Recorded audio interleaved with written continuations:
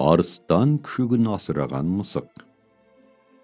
Бір мысық қаңғырып жүріп өліп жатқан арыстанға тап болады да, оның жетім қалған күшігін бауырына басып, емізіп асырайды.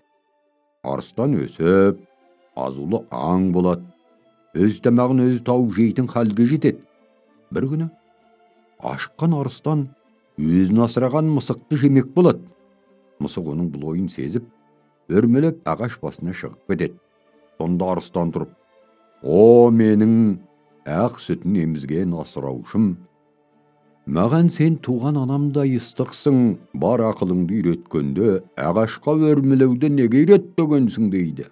Сонда мысық: "О, қайырымды балам, сені мен кішкентайыңнан бауырыма басып өсірдім, білген ақыл айламның бәрін үйреттім. Бірақ құлқыныңнан қорқып, бір өнерімді айтпай бүгіп қалып едім. Оным ақыл болған екен" дейді.